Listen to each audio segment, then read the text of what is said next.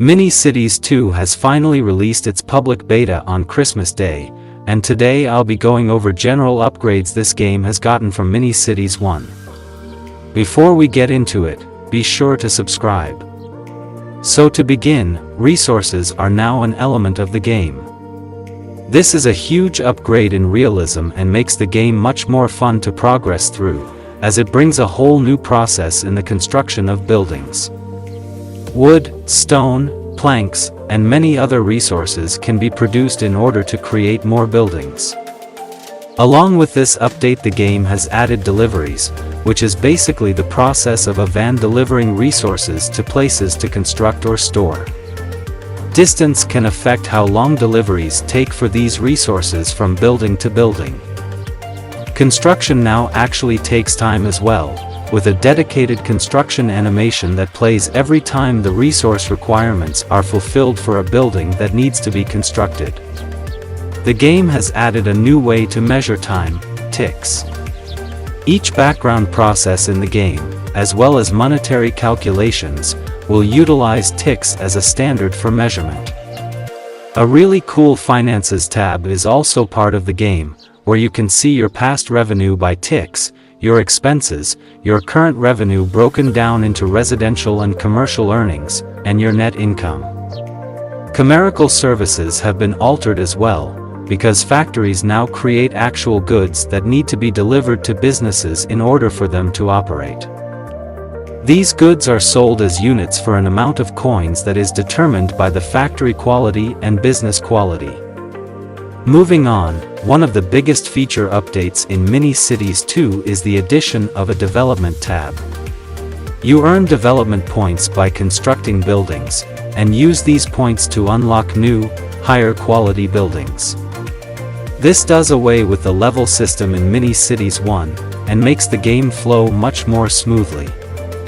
Additionally, it allows you to decide what to focus your development on, whether that's chimerical, residential, industry, or other categories of interest. There are many resource-producing buildings to unlock, that introduce things like coal, oil, and plastic into the game. Moving on, one of the most highly requested features has made its way into Mini Cities 2, curved roads. The addition of curved roads creates limitless possibility when it comes to the design of your city. Whether you'd like a city of grids and freeways, or a tightly knit community of curved roads, the possibilities are endless. As you can see, there are a variety of ways to design the arteries of your city. One more really cool addition to Mini Cities 2 is achievements. While all of this is in beta, so there is more to come, achievements are a great way to boost your city's growth, with both development points and coins available to earn through achievements.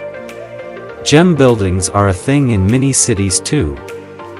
And so far we are yet to see what the future for gems are, as there will likely be ways to get them without spending Robux in the future. I'm not a Mini Cities landscaping expert, but I can tell you that there are definitely improvements in Mini Cities 2 when it comes to landscaping. Water is created when you create a gap or a hole in the ground to the size of your preference, then add water by clicking somewhere in that hole. The water will uniformly fill the hole, creating a lake, river, or even ocean if you want it that big. The textures are improved if I remember the old ones clearly.